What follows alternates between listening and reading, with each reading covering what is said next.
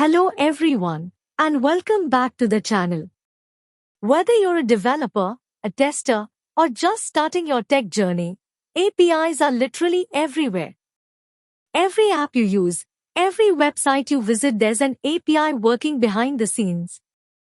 In this video, we're covering the ultimate API quick reference, everything from HTTP verbs to security, design patterns, performance, and best practices. This is your complete API quick reference guide. We're covering over 20 topics and 100 key concepts across 10 major sections. Save this video because you'll want to come back to it again and again. Let's start with the foundation of every API, HTTP verbs. HTTP verbs are the building blocks of every single API request you will ever make. Get method is used to retrieve data from the server. Think of it like, fetch me this information. This is the most common verb you will use. Post method sends data to the server to create a new resource. Filling out a form or submitting a registration, that is post. Put method sends data to update an entire resource. You are replacing something that already exists. Patch method is similar to put, but only partially updates a resource. Just changing one field, then use patch. Delete method is exactly what it sounds like. Remove a resource from the server. Beyond these core 5, we have advanced verbs like trace for debugging, options to discover what methods a server supports, connect for HTTPS tunnels, purge to invalidate cached data, and lock and unlock for exclusive resource access. These are less common, but good to know for advanced scenarios. HTTP status codes. When an API responds, it always sends back a 3-digit code. Here is your cheat sheet. 100 series are informational. The server received your request and is still processing it. You will rarely see these in practice. 200 series are success. The most important one here is 200. Okay, your request worked perfectly. 201 means a resource was created. 204 means success, but there is no content to return. 300 series are redirection. The resource has moved.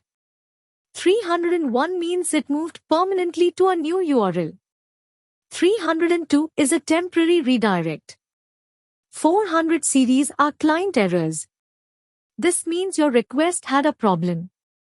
400 is bad request, 401 is unauthorized, 403 is forbidden, and the famous 404 is not found. 500 series are server errors. The server itself failed on a valid request. 500 is internal server error, 503 is service unavailable. These are the server's fault, not yours. Memorize these ranges, they will save you hours of debugging. Response headers. Every time a server responds, it sends back much more than just data, that is, it sends headers. Think of headers as metadata, that is, extra information about the response itself. Content type tells you what format the data is in, for example, application JSON or text HTML. Content length tells you how many bytes the response body contains. Cache control defines how the response should be cached. Like, max age, no cache, private, these all control browser and proxy caching behavior. Location is used in redirects and it tells the client where to find the resource. Server reveals the name and version of the web server software. Access control allow origin is critical for cores. It controls which external domains are permitted to access your API. Set cookie sends a cookie that the browser stores and sends back with future requests. And expires tells the client when this response becomes stale and should no longer be used from cache. Understanding response headers is key to building reliable, performant, and secure APIs. API design and architecture. This is where we talk about how APIs are structured and built. On the design side, we have REST, Representational State Transfer, the most widely used pattern for building web APIs using HTTP. Then SOAP, which is an older XML-based protocol still used in enterprise systems.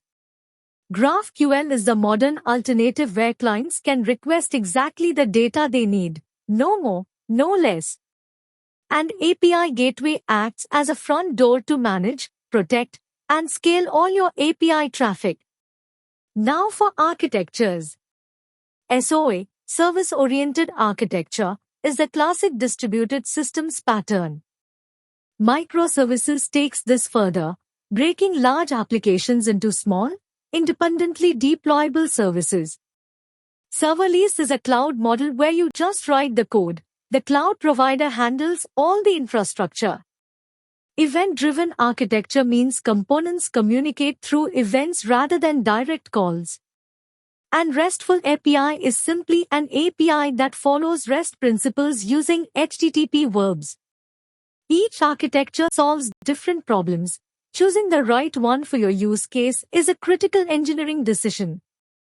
API design patterns. These are proven, reusable solutions to common design challenges.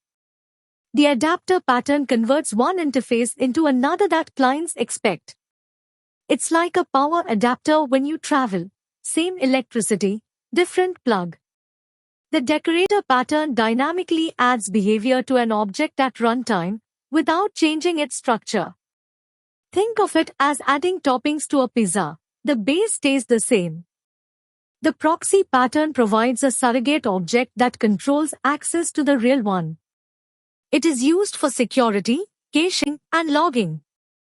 The chain of responsibility pattern passes a request along a chain of handlers. Each one can process it or pass it further. This is how middleware pipelines work. And finally, the observer pattern, one of the most powerful. One object changes state, and all objects that depend on it get automatically notified. This is a foundation of event-driven systems and reactive programming. These patterns are used every day in production APIs. Knowing them sets you apart as a developer. API security. This is not optional, it's essential. Unsecured APIs are one of the top attack vectors in modern software. OAuth is the industry standard for authorization. It lets users grant limited access to their resources without sharing passwords. Every time you see login with Google or login with GitHub, that is OAuth in action. JWT, JSON Web Tokens, are the standard way to securely transmit information between parties. A JWT contains three parts: the header, the payload with claims, and the signature. They are compact, self-contained, and perfect for API authentication. SSL/TLS, Secure Sockets Layer and Transport Layer Security, provides encrypted communication between clients and servers. If your API URL doesn't start with HTTPS, it's not secure. API keys are secret tokens that identify who is making the call. They limit how many requests can be made over time and prevent unauthorized access. OpenID Connect builds on top of OAuth and adds an authentication layer, allowing users to log in across multiple domains with a single identity. And CORS, Cross-Origin Resource Sharing, is a browser security mechanism that controls which external domains can call your API. Get this wrong and your frontend won't be able to communicate with your backend. Implement all of these in your APIs. Security is not a feature, it is a requirement. API testing tools. Testing your APIs is non-negotiable, and there are excellent tools that make it much easier. Postman is the most popular tool in the industry. Its visual interface lets you build, send, and test API requests without writing a single line of code. Perfect for beginners and professionals alike. SOAP UI is specifically designed for testing both SOAP and REST web services. It supports complex test scenarios. Swagger UI and the Open API specification let you design, build, and document APIs in a standard format and generate interactive documentation automatically. REST Assured is a Java-based library that brings BDD-style testing to RESTful APIs. It integrates perfectly with your CI/CD pipeline. Karate DSL uses Gherkin syntax, so even people without deep programming knowledge can write API tests. JMeter is your go-to for performance and load testing. Simulate thousands of concurrent users hitting your API. Insomnia is a sleek, modern alternative to Postman for designing and debugging APIs. And HTTP Master rounds things out for quick API testing and debugging. Start with Postman, then grow your toolkit from there. API Development Frameworks. Your choice of framework depends on your preferred programming language. For JavaScript and Node.js, you have Node.js itself as the runtime, and Express as the most popular framework for building web applications and APIs. Lightweight, fast, and enormous community support. For Python developers, Django is the full-featured option, batteries included, great for large applications. Flask is a lightweight alternative, minimal, flexible, and perfect for microservices. In the Java world, Spring is the enterprise standard, incredibly powerful for building large-scale APIs.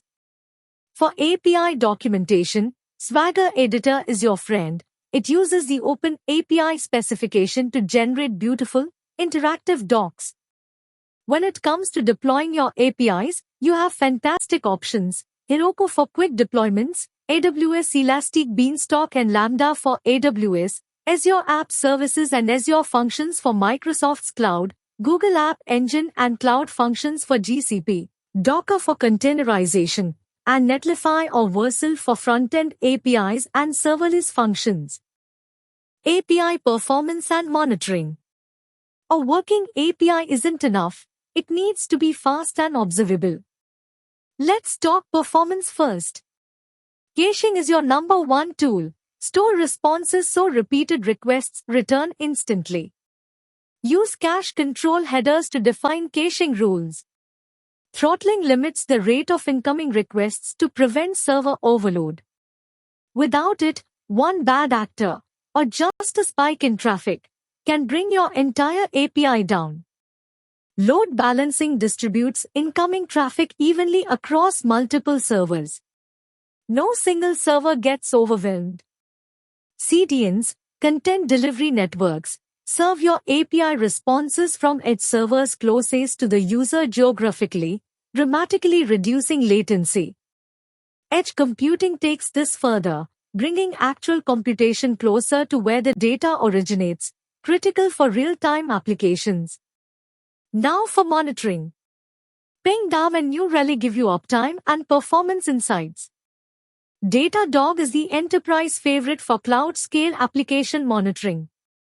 Sumo Logic and Loggly handle log management and analytics, so you can trace exactly what happened and when. Monitor everything. What you don't measure, you can't improve. API best practices. Versioning. Always version your APIs, use v1 or v2 in your URL path. This lets you make breaking changes without destroying apps that already depend on your API. Pagination. Never return thousands of records in one response. Break large datasets into pages. Your clients and your servers will thank you. Caching. We have said it before, we will say it again. Cache aggressively, but cache intelligently. Use appropriate cache headers. Error handling. Return meaningful, structured error messages. Don't just say, something went wrong. Tell the client what went wrong, why, and how to fix it. HOAS, Hypermedia as the engine of application state. A truly RESTful API includes links in its responses to related resources, making it self-documenting and navigable. And API governance. Treat your APIs as products. Version them, document them, monitor their usage, and manage who has access. An ungoverned API is a liability. These practices separate junior developers from senior engineers. Apply them from day one. And that's a wrap. You have just gone through the complete API quick reference, HTTP verbs, status codes, response headers, REST and GraphQL design, security with OAuth and JWT, testing tools, development frameworks, performance, monitoring, and best practices. Whether you are building your first API or reviewing before an interview, you now have the full picture. If this video helped you, please hit that like button, subscribe for more tech content, and share this with someone who is learning APIs. Drop a comment below. Tell me which section was most useful for you. See you in the next one.